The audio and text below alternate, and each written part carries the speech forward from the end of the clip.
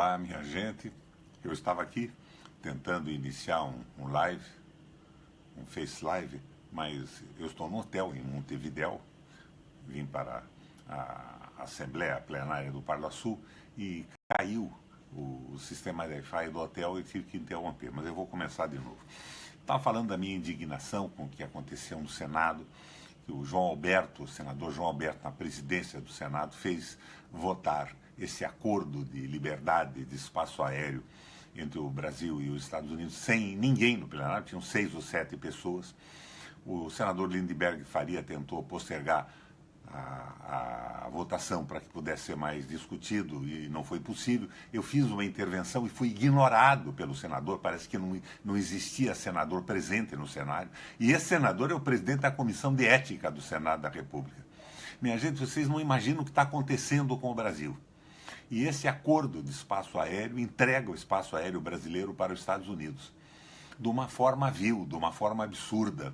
E eu pergunto, onde é que está a manifestação do nosso Ministério da Aeronáutica, das nossas Forças Armadas brasileiras, que tem que se preocupar com a defesa do território, com a integridade da soberania brasileira? Parece que é um silêncio absoluto de tudo isso. Eu pedi verificação de votação porque não tinha ninguém no plenário. Foi ignorado o meu pedido. O presidente da Comissão de Ética, senador João Alberto, empurrou aquilo goela abaixo do Senado da República e eu acabei ficando sozinho, embora a iniciativa de retomar a discussão tivesse sido do senador Lindenberg Faria. Fiquei sozinho no plenário do Senado. Agora, o que significava esse acordo, minha gente? Eu preparei um texto aqui, com o apoio do meu gabinete, e é um texto longo, é um texto, às vezes, complicado, mas eu quero acreditar que tenho brasileiros assistindo essa Face Live e que tem no Brasil e na nossa soberania o mesmo interesse que eu. A soberania do Brasil foi para o espaço. Minha gente, o governo brasileiro não governa mais o Brasil. Ele entrega, doa, vende barato. Como todo governo neoliberal, terceiriza a gestão de tudo ao mercado. Agora, no caso do espaço aéreo, embora o neoliberalismo fale na tal agência reguladora, o acordo entre o Brasil e os Estados Unidos elimina até a possibilidade de intervenção da agência reguladora brasileira. Porque seguramente eles imaginam que mais cedo ou mais tarde pode ter um governo nacionalista e sério no Brasil que vá se preocupar com a soberania nacional, com o espaço aéreo, com a regulação, com o fim da exploração dos usuários e com a segurança dos brasileiros. Mas todo governo neoliberal terceiriza a gestão de tudo ao mercado. Como um Pilatos, lava as mãos no óleo sujo e pegajoso das transações suspeitas e entrega ao Brasil a turba voraz do capital financeiro, sem se importar com o país, com o nosso patrimônio e o nosso povo. Está indo tudo embora, minha gente. Pré-sal, gasodutos, refinarias, indústria naval, hidrelétricas, construção civil pesada, indústria de defesa, Petrobras, Eletrobras, Embraer, reservas minerais, águas, terras e tudo mais que puder ser vendido e desnacionalizado.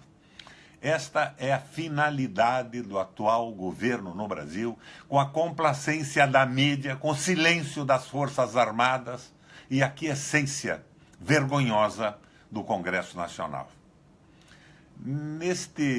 Nesta loucura entreguista e desnacionalizante, o céu era o limite, não é mais.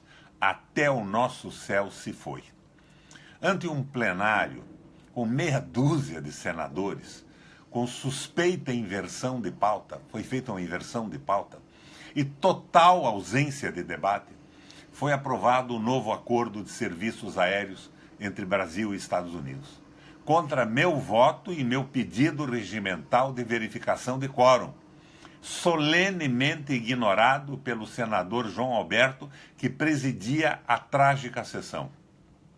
A pressa injustificada, a inexistência de uma discussão mais aprofundada e o atropelo cínico das regras regimentais do Senado Federal denunciam que se aviou uma encomenda política de instâncias superiores, coisa muito suspeita, para dizer o mínimo.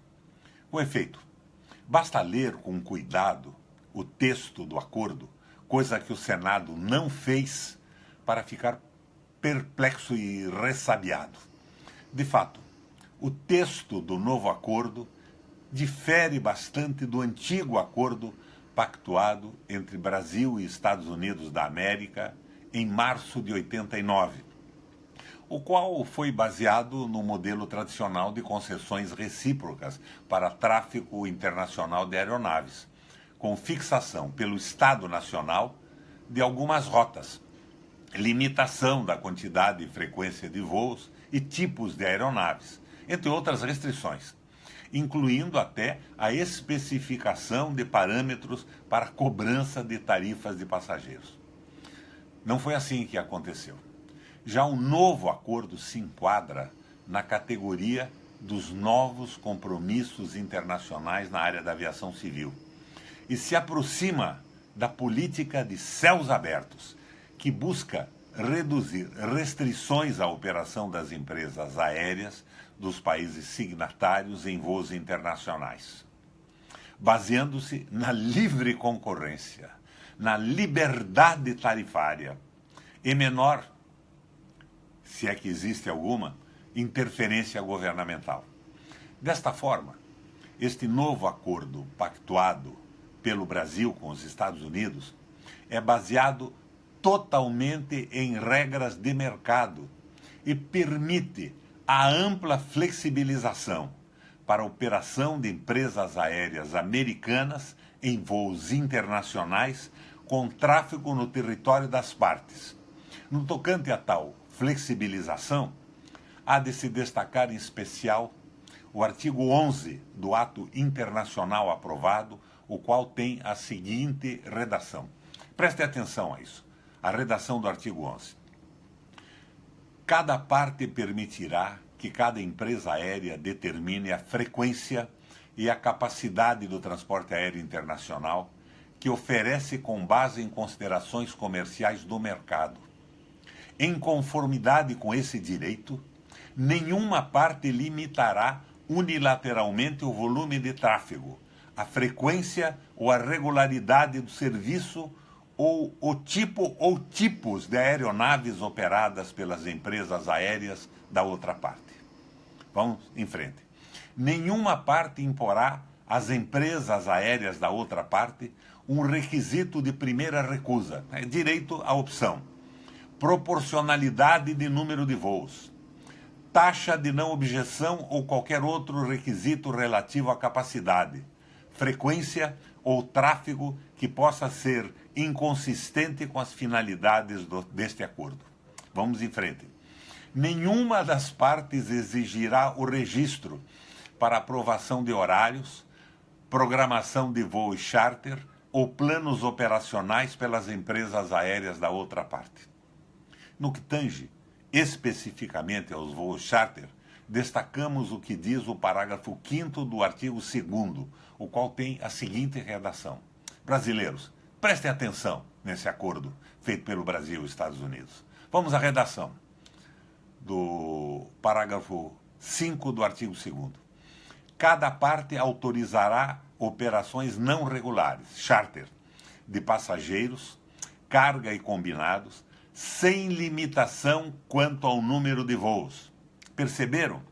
O sentido geral do novo acordo é de impedir que o Estado Nacional Brasileiro, considerando o bem público e a proteção de suas empresas de aviação, possa, de qualquer modo, limitar ou regular a atuação de empresas norte-americanas no tráfego aéreo bilateral.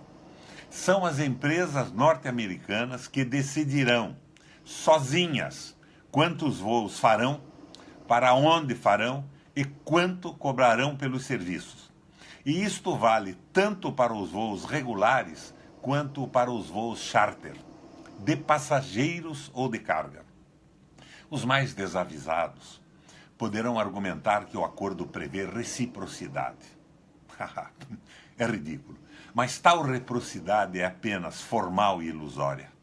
Na prática, quem vai se aproveitar das flexibilizações são as empresas norte-americanas de aviação, muito mais poderosas que as empresas formalmente constituídas aqui. Porque hoje, neste governo, nem empresas aéreas brasileiras nós temos mais. A TAM já é chilena e a Gol está fazendo acordo com empresas americanas. Há uma enorme assimetria entre os dois lados dessa equação bilateral. Tal assimetria se reflete no número de voos atualmente operados, respectivamente, por companhias brasileiras e companhias norte-americanas entre os dois países.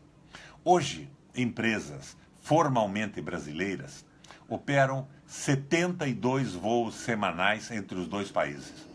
Já as norte-americanas operam 130, quase o dobro.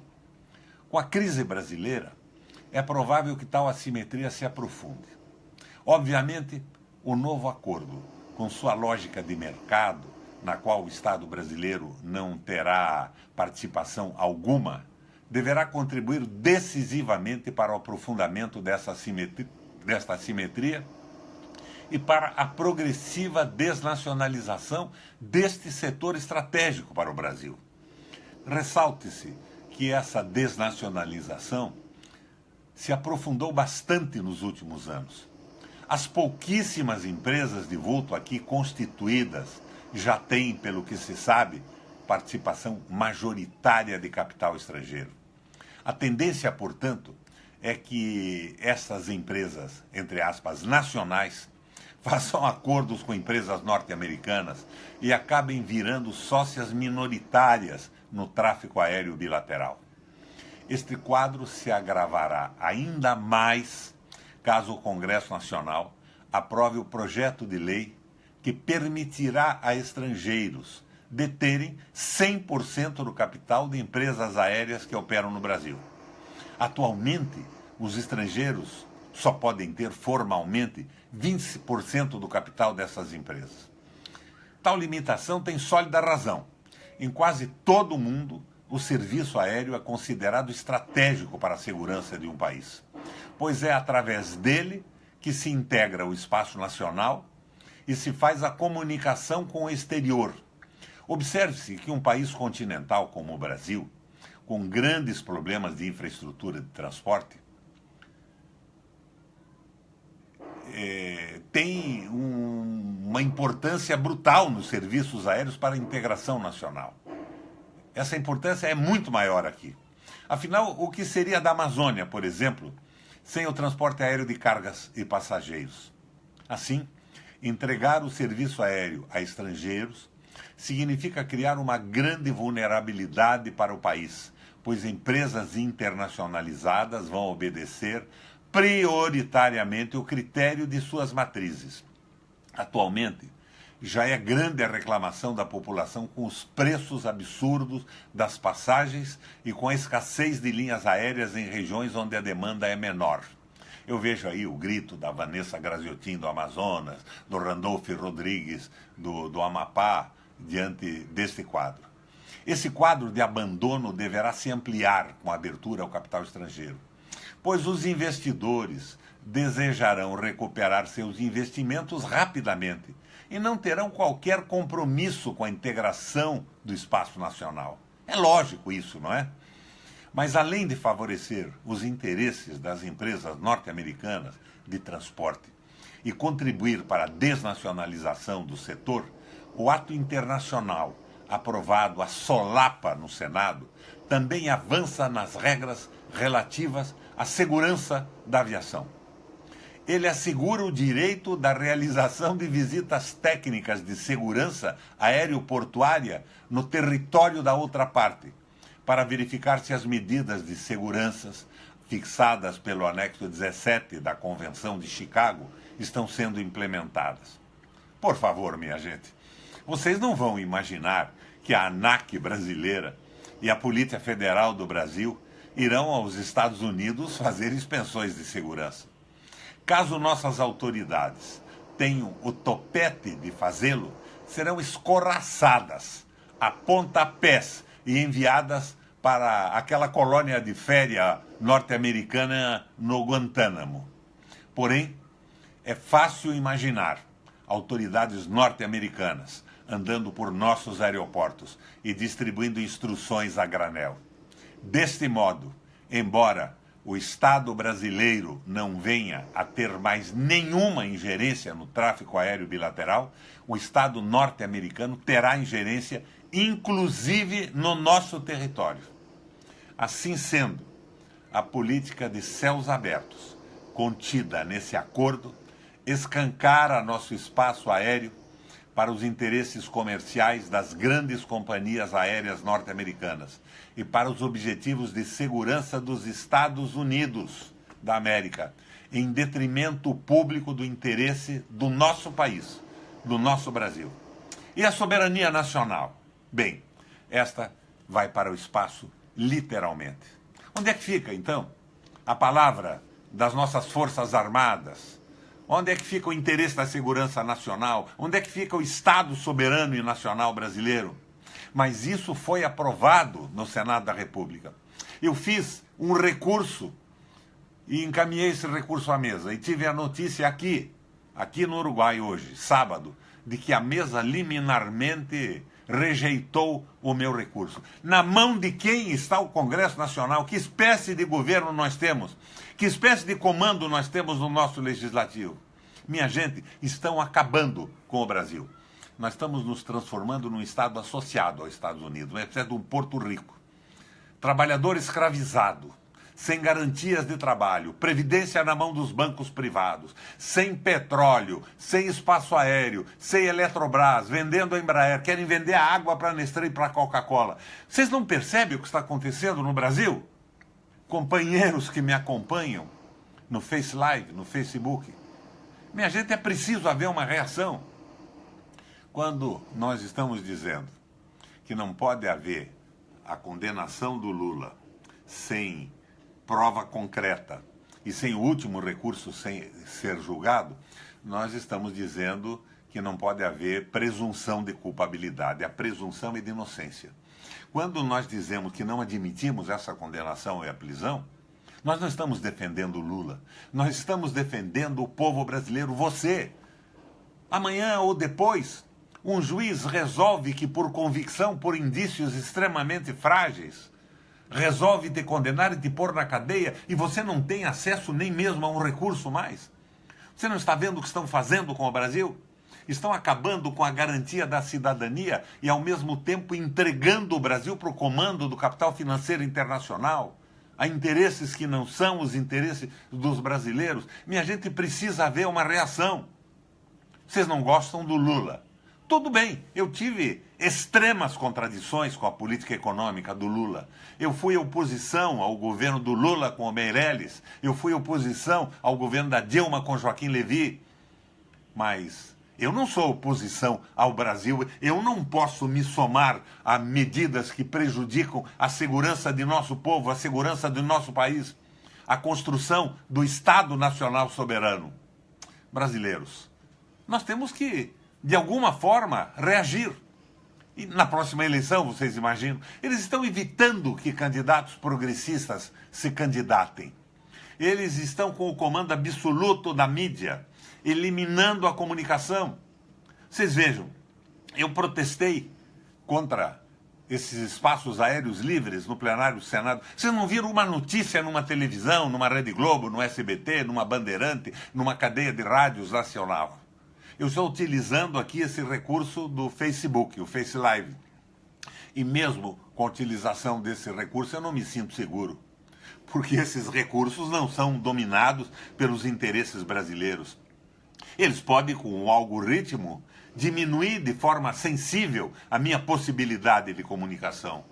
Então, fica aqui o meu apelo a vocês que são nacionalistas e soberanos, que acreditam na fraternidade de um povo e na existência e a necessidade de um Estado social.